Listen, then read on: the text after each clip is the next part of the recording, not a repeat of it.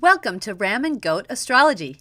Join Helena and me, Laura Lee, each week as we take you on an explorative journey of astrology and health, reading charts, talking planetary energies, while educating and entertaining you. We help you navigate the mysteries of the stars and how they affect you personally. Here we go. Okay, Helena just told me she went out swimming today, and I'm a little baffled by this. What? Yeah, I went for a swim. What is it? January. No, it's really good for you to have a But cold you swim. willingly did this. Nobody like bribed you or paid you for this. No, I do this when this is my a spa when I feel like I want to have a spa day or like a self-care really kind of day, then I go for a cold swim. You live in Sweden, and it's January 31st. Okay, And your okay, hang on. brain thought this is a good idea. I'm gonna go for a spa day. And go get I'm so confused. So when I say go for a swim, what I mean is actually I go to the dock and get down on the ladder and stay in the water for maybe 10 seconds, and then I don't actually go for a swim. So maybe I was Just like exaggerating. cannonball in. I know I don't do that. Like now I don't dip my head, but I like this is like cold dips and cold swims are so good for you, so I try and do it year round. I've heard this. I've heard And it's really especially good for paired, your system. yeah, paired with sauna is amazing. Like it really, um, you get like a huge shot of endorphins. You get this hormone that makes you sleep. Um, just all of really, really good stuff, and it wakes up your whole body. Well, I imagine it does. Yeah, it's like I will have to just live vicariously through you because I will never, ever. I just no. Not even if you go for a sauna first. No, I hate. I hate. You don't like saunas? Cold. Like being cold is, and maybe this is a thing for my health issues. Most of my life, I've had like real cold hands and feet, like circulatory stuff. So that's something I work on is like constantly trying to stay warm, just in general, being in like a nice warm heated space. So like the idea of purposefully throwing myself into ice cold water. No. For the long term, this gets you warmer. Like you get up from that cold water, like you're cold when you go in the water and it's freezing, and then you get up, and then your blood circulation has just started pumping so hard. So when you get up, you actually feel warm. So this is great. If you have bad circulation, this is what you should be doing. No. Just no. Fine. Like, I do understand there is a whole subgroup of weird people that enjoy this and do this willingly. It's the best feeling ever when you get up from the cold water and you go back into the sauna. It's the best feeling ever. Well, I'm so glad you've discovered that, and I I wish you all the best. I think once you have to try at some point, and when you do try it, I think you're gonna like it more than you think. All right. Yeah. I will stay open to maybe at some point in my life I do this once. I don't. If I come visit you in like a cold season time, I'm taking you out to do this. I mean, I've gotten into Lake Michigan, which is just cold all the time. Yeah. But I do that in like August when it's really nice and warm. So all right. I don't know. What kind of transits you got going on right now, girl? No, I've been doing it for years. It's amazing. And it's also like a big hype in Stockholm and Sweden, maybe the world, probably the world. I imagine, I mean, there's people here who go in every January 1st. It's the polar plunge, like they all run into Lake Michigan, and you know, the news puts it on the show. So like I get it. I just stay in my warm space, watch them. All right. It's just so funny because I know that once you do this, you will have a completely different look at it. Like yeah. Okay, let's wait until after Uranus comes over my rising sign, and then maybe we'll do that. A new you. Yes. A new me. So This is our Ram and Goat Astrology. Welcome, everybody. We were just enjoying our goofy conversations that we always have. Yeah. And today we're just having a chit-chat day. We love our chit-chat days because we have no idea where they're going to take us. No, and last week we didn't record, so now I feel like there's a lot to talk about probably, but I'm also tired. So let's see where this ends up. We'll see what happens. It's always a challenge to for us. We're fun about that, where we're committed to doing it, but we have to have some super flexibility within the week. Sometimes we record like the last day, and sometimes we're like 3 episodes ahead. Yeah. And it's also, I mean, the time difference, because there's 7 hours in between. So for you, it's what time? 12? It is 1:13 here. 1:13 in the day, and here it's 2013. So 8:13 p.m. So yeah, that's a big difference. Yeah, it's a huge difference. Like, it's, for me, it's like bedtime, because I'm a person who goes to bed early as well. Yeah. And you're like, all I'm just getting going. So much energy, and yeah, it's midday here. I'm usually, for energetic wise, with getting going, I function really well from about noon to probably about 7 p.m. somewhere. Like, that's a great working time frame for me, where I'm creative and I'm going, and like, that's a good energy. And then after 7 or 8, I want to just kind of chill out and snuggle in and hang out. And then I go to bed probably about 9 or 10 lately with being pregnant. That one makes me go to bed early. Yeah, so I do the same. Not pregnant, but yeah, usually it was about like 11 p.m. was my bedtime for many, many years, but now it's moved up an hour or two, which I'm fine with. So I know you had a loved one's chart you wanted to dive into. They were struggling with some heavy transits. Yes. So I have their chart pulled up. We're going to keep their information anonymous, but we've got some interesting stuff to explore with their chart for sure. Yeah, for sure. So this is someone that I know and have seen. I mean, I've seen this person's chart before this transit started, so I knew it was like Uranus. Maybe everyone doesn't know, but we know that Uranus have been playing in Taurus for some time, and it's been going back and forth, and a lot of things have been happening there, conjunctions with Mars and whatnot. And then this person that I know has 1, 2, 3, 4, 5 placements in Taurus. That's a lot. It's a lot of that energy, and it's all been or going to be hit by Uranus. And I've been talking to this friend of mine about this, because it's so important to know that what is happening in his life has a lot to do. I mean, it is Uranus, and it's not forever. I think that's the first thing to really help them understand is, yes, this is a big time frame in your life, but it is going to ease up. Exactly, because the energy of Uranus is that it's like it's electricity. It's shaking everything down. It's like a volcano, not really a volcano. It's more like an earthquake. And it really, really, it's quite unpredictable. Yes, unpredictable, and it changes you. So this is the planet, and this is the energy that has been in this person's life for a long time.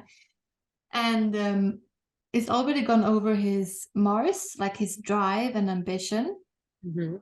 Having this person like question everything around that there. Would have been around 2019. 2020, somewhere in there. And then is it currently on the sun? So Uranus is right now is at 14 degrees. His sun is at 16. Chiron is at 17. So it has been across the sun, and then it retrograded back over the sun. Yeah. And now it's turned direct again, and it's coming back over the sun for the third time. So not only did it hit once, like this is a huge, and also this doesn't have to, doesn't happen to everyone. No. Because Uranus moves so slowly. So this is a really unique transit, a really unique transit. Yeah, very unique experience for this particular soul, that they incarnated into a time where not only would you have this outer planet transiting inner planets, which is really what we look for when we look at transiting planets. You look for the outer realm planets, Neptune, Uranus, Pluto, and how they affect our personal planets, which would be Sun, Mars, Mercury. Well, this person gets to experience literally all of that. All of it. So it's Mars, then it's the Sun, then we got Chiron, then we got Venus, then we got Mercury.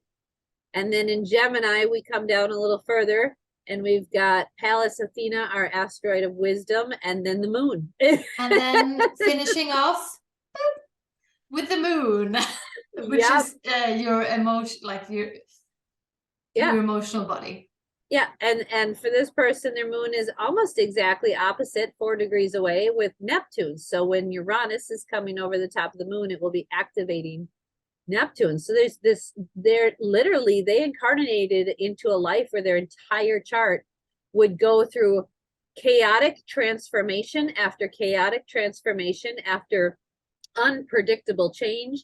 And each time, you know, Uranus is this planet of geniusness, right? Aquarius rules this genius kind of mad scientist kind of mind, where they just get unique hits, really, for lack of a better explanation. It's almost like you get like a boof upside the head with these ideas. And this would happen so frequently with these ideas to change the way you're functioning. So when it was on top of this person's Mars, their drive would have changed incredibly. Like what interested them sexually, what interested their passion and got them going during the day, their, you know, how they'd fought probably really changed, right? Just lots of changing in that area of that Mars rules. And then we went over onto the Sun. Well, the Sun is our consciousness and our willpower and our vitality and our basic drive, you know, for significance. So then we had some changing there. And then the retrograde over the top, like, helps you to kind of go, okay, did I change the way I wanted to? Yeah. Maybe I have to reevaluate, change a little bit more, do something a little bit more differently, right? And now it's going to come back on top of the Sun and give another opportunity. Yeah, third and last time. Weird in a different way. Yeah, so what I've been thinking is that, I mean, it's coming up. So Uranus is now 1 degree away, to be exact, over his Sun. For the third and last time. And I didn't talk to him about this yet, but like what I want to say to him about this is that this is really the sort of last opportunity and chance to, like, those last bits of I think of, like, you know, the old Christmas tree. A Christmas tree has been standing inside of your living room for like a couple of weeks, become dry, and you shake it, and all of the, like, what are those things called? Needles. All the needles come off, and they've been coming off, and they've been coming off, and then there's a few left. And then with this third and last time is going to pass over, like, all of the last needles are going to fall off. Yeah, that's what's going to happen. And that tree will not look the same that it looked when it first entered the house. It'll be transformed. Exactly. The last bit of transformation, which is hard. This is hard, but I always think of it also as an opportunity. Like, this is the last opportunity. Like, it's really also something to take into consideration. Like, okay, what does Uranus want to show me about my willpower? Right. You know? Right. And yep, exactly. That's exactly because also the Sun rules our individuality, and Uranus is big in being an individual and autonomous to yourself, like doing you, not because someone else thinks you should be this way, but doing the authentic version of you. So I really see a lot of this Uranus Sun conjunction as stepping out fully as your unique self. And this is all taking place in the 11th house, which is Aquarian ruled. So this lovely Taurus person who doesn't really prefer change and really likes comfort and really likes to kind of be, you know, with the other cows in the field, just minding his own business, doesn't actually get to live that life in this lifetime. That's actually not the package deal that he signed up for. No, I mean, a Taurus 11th house stellium. It's so funny that it's Taurus and 11th house, because they're so different in so many ways, those two energies. Like you said, like the Taurus, just like a person who just wants to like never change a thing, always have routine, lay home on the sofa, take it slow. And then, Aquarius is not any of that. no, Not. no. Like, The only thing that Aquarius and Taurus, I think in my mind, have in common are their stubbornness. That fixed energy. yeah, yeah. That's true. It's a very so fixed stubborn. mindset. When Aquarius does change their mind, it's pretty set on what they want until they change it again. And then it's pretty set on that. So, you know, you get this willpower and energy coming out in this 11th house arena. So that would look like being part of the group mind, right? Being an individual and really working with a group. So my suggestion to this person is to really utilize this time frame and really find your people. Find your weirdos that accept your stubbornness for not wanting to change, but this urge to want to change society, right? Like there's a difference there between 11th house and Taurus energy in that regards, where you can use your stubbornness to hold fast to your beliefs and use that strength to then push for social change and social justice and making the group or the community improved in some way, shape, or form. Does that make sense? Yeah. That's where I would really be encouraging this person to really be putting forth their energy. And we didn't even really talk about Chiron conjunct the sun. That's a big one. It is a big one. And I don't know if Uranus has touched on that yet before it went retrograde. I don't remember if it touched there and then went back, but either way, it's coming now. Yeah. Because the sun is at 16 degrees in this person's chart, and Chiron is just 1 degree after. It's at 17 degrees. So after the sun gets hit by Uranus very soon, after comes Chiron, and Chiron is the wounded healer. So this could be like a huge trigger, like a unexpected bolt from the sky, a trigger from the past. Yeah, for sure. So self-esteem is the phrase that always comes up when I think about Chiron. Self-esteem. Where is your self-esteem the lowest? How does it get triggered? Who triggers it? And what are the subjects or topics that trigger it, right? Whenever I've met people or done readings for people who have Chiron conjunct the sun, there is a deep wound around being here on Earth, in Earth school. Like you don't really feel like you either belong here or should be here. Like maybe you were a mistake of some kind or an accident, or right. That's kind of the core wound of Chiron, is the abandonment wound, right? He was abandoned. And our sun is who we are. So when Chiron is right next to the sun, that deep abandonment wound is profound. So as Uranus comes over the top of these two energies that really can't be separated, when you have them that close, your abandonment, self-esteem wound, and your consciousness and willpower and vitality are connected. So when Uranus is going over the top, this is such a beautiful opportunity to really change how you view what you're doing here, what your purpose is here, you know, what your vitality and your willpower is. Clearly you're supposed to be here, right? If you're here, you're here. If you're here, then you're here for a reason. Yeah, for sure. Exactly.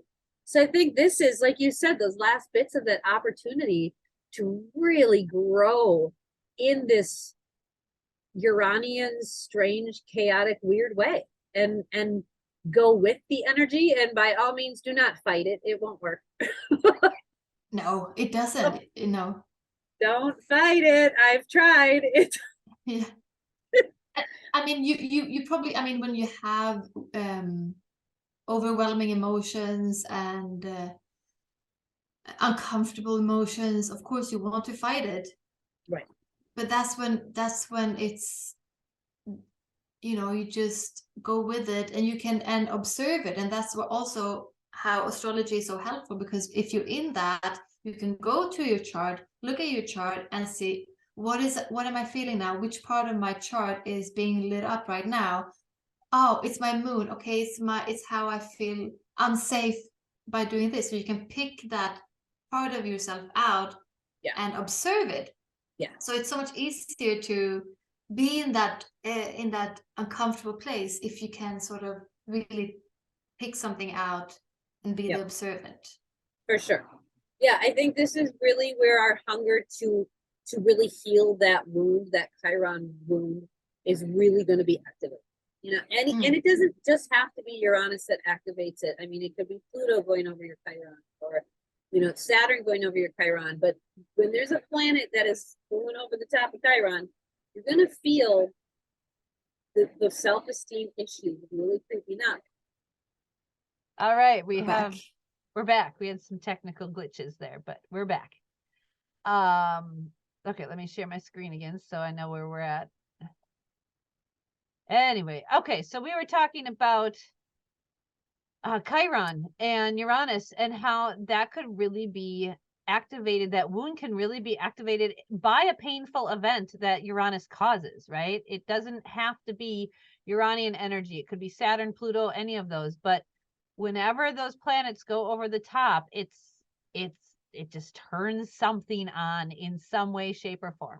Pluto's going to be transformation. Saturn's going to be responsibility and maturity. Uranus, we don't know. No, because it's so unpredictable. So unpredictable. So, you know, the good thing is the painful event is the thing that we need to grow. I actually just wrote this down yesterday. I was listening to a podcast and it said I was listening to my book. I'm super into Dolores Cannon right now and past lives and all of that. It's super cool. But one of the things that she had somebody in hypnosis, and one of the things they said that Spirit had told them is that we have to, as humans, we really need to stop seeing things as negative and see them more as an evolutionary catalyst. And these are the things that happen so that it propels us into change. An evolutionary catalyst. So even though we see it as something negative, maybe we lost a loved one, you know, maybe we had a heart attack or an accident, or your house burned when you were 12, right? Like whatever the catalyst is, that's the evolutionary catalyst that propels us into evolving in a deeper way, or a more spiritual way, or you know, healing I way. love that. Jessica Laniero said something similar the other week on her show.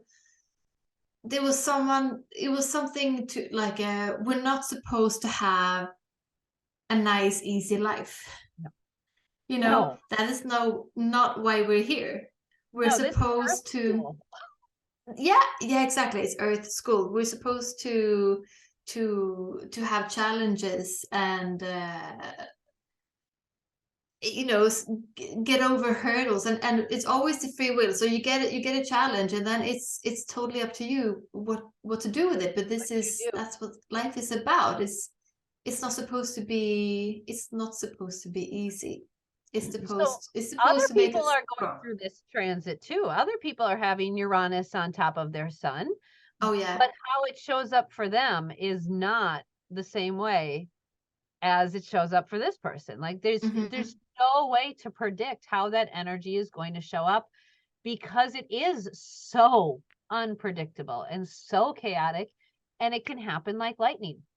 Another thing I Yeah. want to touch on too is I'm actually putting together a course right now, masterclass right now, specifically diving into this topic of Uranus and how that affects our nervous system. So Uranus is the planet that rules our electrical nerves and our impulses, so our nervous system. Your nervous system is responsible for your fight, flight, or freeze responses. So do you beat somebody up? Do you run away? Or do you just stand there and, shut down? Yeah. So we need to know this because we are becoming a society that is hyper responsive to the dings and pings of our technology, right? Dings and pings of our phone or whatever. And it's really affecting our nervous system quite tremendously. And somebody who's going through this type of transit that your friend's going through is really needing to take extra good care of their physical body, their stress management practices, really making sure they're implementing good self-care, like really good, diligent grounding in that Taurus energy, right? Taurian kind of self-care. So what would that look like? I would say healthy, nourishing food all the time. Like, do not eat crap food. Like, just eliminate that from your life. Healthy, nourishing food. Taurus is so food oriented, and they can easily turn to food to try to balance their nervous system, but it's not good for them food. Yeah. And then that in turn stresses their body more, right? So that would be the first thing, is healthy quality food and making sure that we are getting good grounding practices in, sitting on the floor, planting, gardening. Now I know if this person's in cold weather climates, but you can do that with houseplants, right? Get a couple houseplants. You can grow beans. My daughters, I'm looking at the window. My daughters have, they planted bean seeds they found. And I have beans growing in my window right now in January. Amazing. Because there's some bean seeds in the ground. So you can do a whole garden thing in a window that's sunny, but that kind of self-care by taking care of a plant sounds so simple, but it can be so grounding and so stabilizing to such an earthy being who needs that greenery, needs that, that plant connection. Animals would be another way I would think would be very, very grounding, whether it's going to visit animals, going to an animal shelter once a week to volunteer, like just the kind of the purr of the cat, or, just sitting next to a calm dog. That kind of stuff I imagine would be very nurturing as well. What else can you think of? Well, I think because Taurus is very it's all about the senses. So I'm thinking about I was thinking about touch, like massage and stuff like that. So definitely touch, and spa day, maybe a once a month massage, a reoccurring massage would be a really good idea for sure. Yeah, just get all the senses in with like good food. Make sure that he's being touched, and like listening to music that this person likes. Music and brings movies them to a just good came to place. mind. Yes, music and movies. Music and movies. With the movies too, I'm picturing having a scheduled movie weekend or movie night, like, a couple times a month, like making sure, because Taurus really, really likes to have that predictability. Plans. Yeah. And to know what's coming. So every Friday night, it's movie night, and, you can pick the genre or whatever, but that would be very calming to their nervous system when everything else is chaotic. Knowing that every Friday we just do, healthy pizza and movie, right? That's true. I think that goes for everything. Like just knowing that like, okay, on Fridays I do this. On Tuesdays I go out for a big walk, and Fridays, the Wednesday pizza night I whatever. do a yoga class, or Thursday I go to the garden club.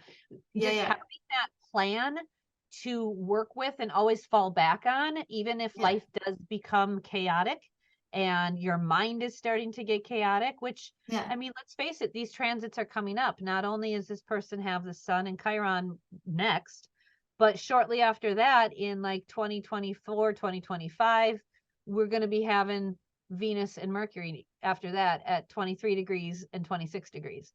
Yeah. So like I love this person's soul that they incarnated with, like, yeah, I want to be stable and I want to be a rock, but I want to go through tons of change.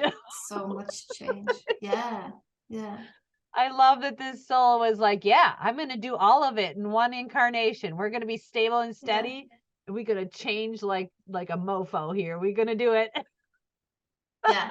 And change doesn't have to be like physically, because when you think about change, you straight away think about like moving or, you know, just physical things. But Right. changes within your mind are Yeah. huge.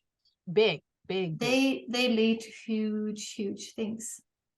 And I'm excited because when you have all of this stuff, 1, 2, 3, 4, 5 things in the 11th house, you are here to make a big impact on society, like a big impact. This person very, very much could be, the word iconoclast comes to mind, which is somebody who breaks down institutions and builds them back up. And that is something I can see in this chart. And I actually see it in my daughter's chart, who has 6 planets in Aquarius square to Mars and Uranus in Taurus. So like I'm raising one. She's 23 months old. But I see this same energy with all of that Aquarian 11th house stuff. Yeah. And all of that Taurus stubbornness and stability and loyalty. This person could use their loyalty for their loved ones and their friends and family and their community to make massive impacts, whether it's governmental change or policy change about the way, you know, pesticides are used. I mean, all of that kind of stuff could be massive inside of this person. And I think that's kind of the changes they're going through in the next 3 to 5 years here. Yeah. I totally agree. And that's what I've always seen. Also that that is sort of what he's here to do, to change or like to help humanity in a way. And I can see it. Yeah, I can see it. But you know, when you're talking to someone and you hear the common theme reoccurring, they're like, yeah, but I know what you're here to do. And you're getting there. Now you're back talking about that again. But I think I don't think he has to work hard on it. I think it's just going to happen. Like it's almost like he doesn't have an option not to, right? Yeah. Like I think so. It's very much going to be like a lightning strike. You don't have an option to avoid it, right? If it's going to hit, it's going to hit. Yeah. And I mean, there's too much happening in this 11th house, Uranus, Taurus energy. And we didn't even talk about the fact that Venus and Mercury are opposite Uranus natally. I know. We didn't even get there. So you want to talk about that? Well, you know, we probably should. So we could check with what's called the ephemeris and for this person later on, but you can find the dates as far as when these are going to happen, when these transits are going to take place. But his Uranus is at 28 degrees Scorpio, opposite his Mercury and Venus. And by the end of 2026, your friend's going to go through some really intense, very, very unique shifts with how relationships function, how money comes in, and how his mind works. And I'm so excited because after that, there is no way he will ever be able to look at life the same way again.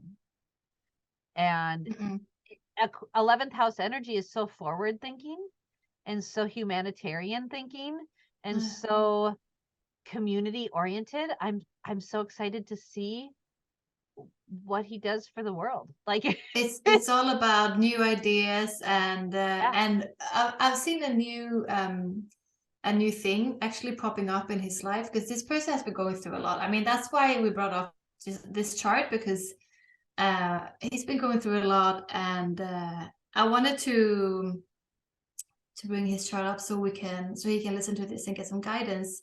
Yeah. But lately there's this new thing about a super Aquarian thing with computer stuff, and I'm really like bad at those things, but it has to do with the internet, new ways of using the internet, which is just on the spot, right? For on sure. the money. Which is such 11th house stuff. I mean, my Exactly. Sun and my Mercury are both in 11th house, and I love learning through the internet, and I love putting myself out there through the internet. Like it just works for me so well. And you know, anything I need, I just kind of go on my social media or whatever and ask my friends in the internet world, who's got this? I need a desk or whatever. And I manifest it. It works. The internet is a crazy place. But yeah, that is totally with the 11th house. It's so 11th house everything. It's, you know, all of these planets that Uranus is crossing is in the 11th house, and Uranus and the 11th house are very, very similar sort of energy. Not exactly the same, but they share similarities.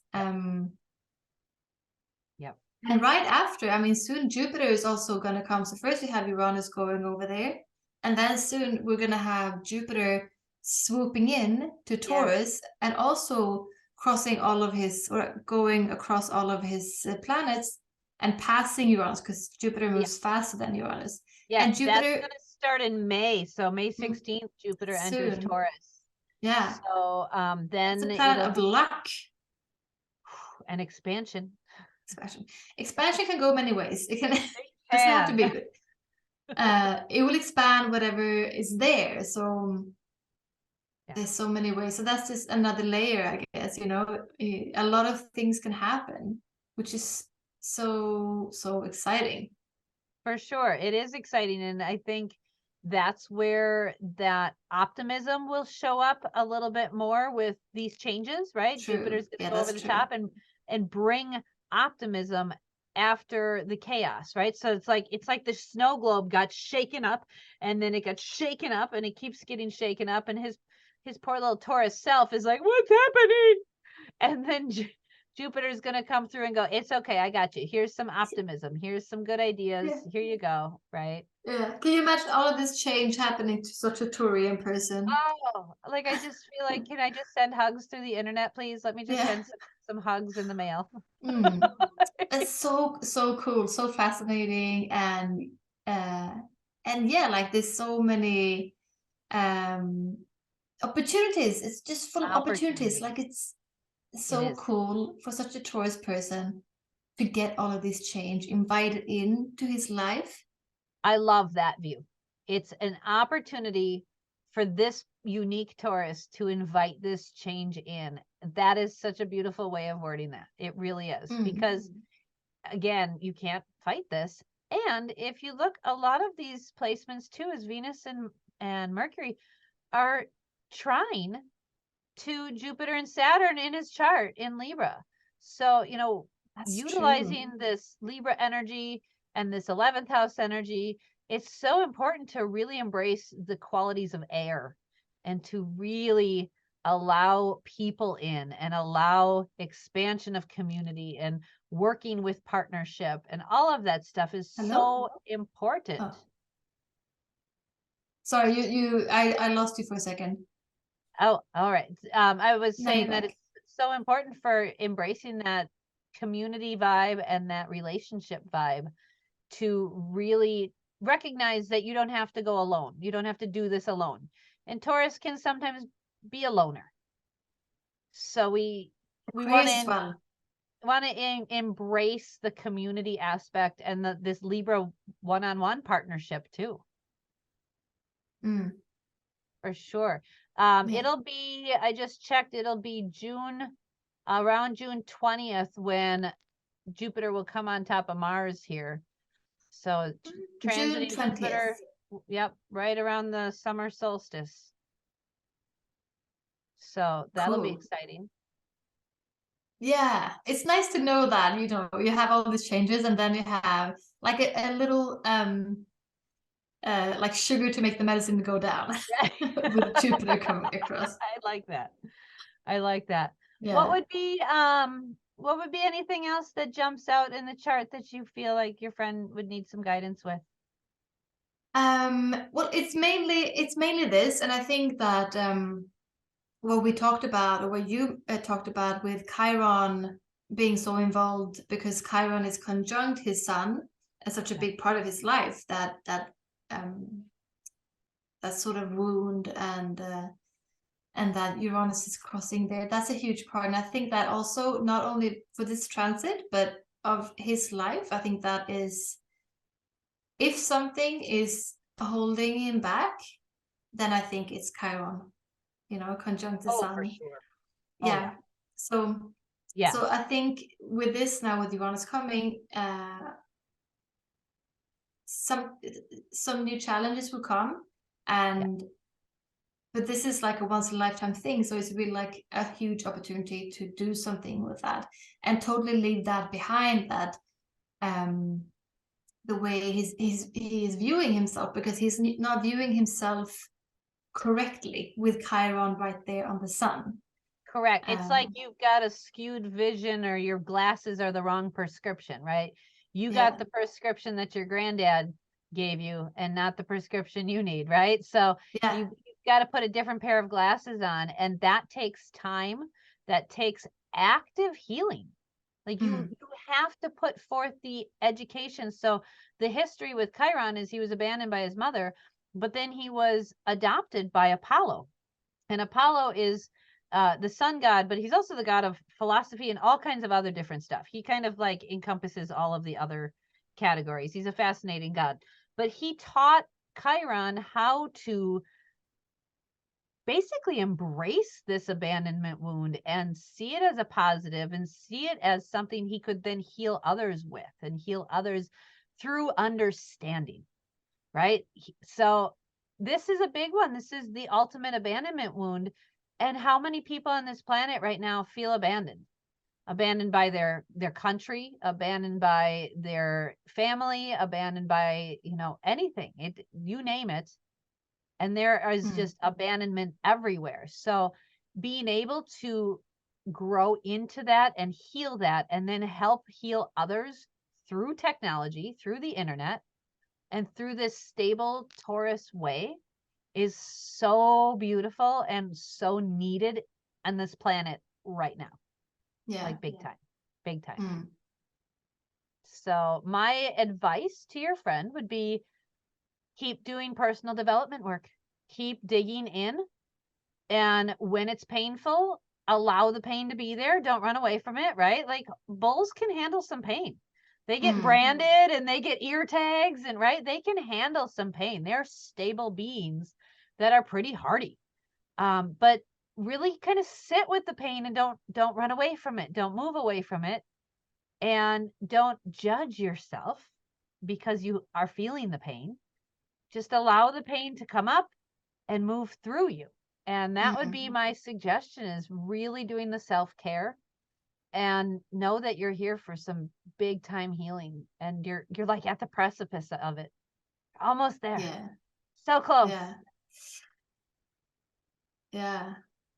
That's great. I think that would be my advice, is the self-care, balancing the nervous system with some scheduling in of that Taurus energy, movies, food, couch time, right? Intimate moments with your loved one, right? But like whatever is needed for self-care, but schedule that in so you can rely on it.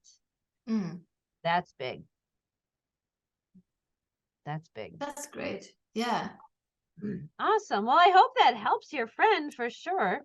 That is definitely a chart. So, holy man, that is quite the chart. Yeah. I mean, there's charts and then there's charts. I mean, all charts are like snowflakes. And that's also every chart. When you get into it, you just find more and more things. So everything is so unique. But seeing someone with such a huge stellium, and a stellium is when you have three or more planets in the same sign or house, and this is 6 placements. That's quite a lot of energy, of the same Yeah. energy. Yeah. It is. It is. And that those people tend to have intense gifts and then intense deficits, right? Like that's the irony of having so much in one area is you're so gifted in a specific area, but you could use some support and help in certain areas, in other areas, Yeah, right? yeah. So, Oh, it's so interesting. It's so much fun looking at charts. Yeah, even charts you've seen a million times. You I pull up a know. chart and you look at it, with another astrology buddy or something, and then they see something, you're like, oh, I never saw that before, Yeah, or I hadn't yeah, interpreted it that way. yeah, for sure. Like, yeah. I mean, I've looked at my boyfriend's charts, my parents' charts, my sister's chart, and my charts so many times. But then there will be like some weeks who pass or months sometimes. Oh no, not months, probably weeks. And then you look at it again, and and then you see something new. It's like, how did I not connect this before? Yeah, But we're always learning as well. I mean, there's so much to learn with astrology. There's so many layers. yeah, for Yeah. sure. I feel like Mm. it really is also when you're in the energy of it, right? You learn Yes, more about it as you are for experiencing it sure. in that moment. I can look at when my Uranus opposition is going to be and I can kind of speculate, but until I'm in that energy going, hold on, Batman, you don't know. You just don't No. know. So I think that's why astrology is so amazing to grow into it, because you really have to experience some of these tough transits, these crazy transits yourself and go, oh, that's how that can show up. Yes. Oh, okay. Yeah, that's how you learn. Yeah, for sure. Yep. Yep. Yeah, and I've been really enjoying creating these master classes. So I've got a couple of them I'm putting together. One of them is managing stress and the nervous system using and understanding through your astrology chart.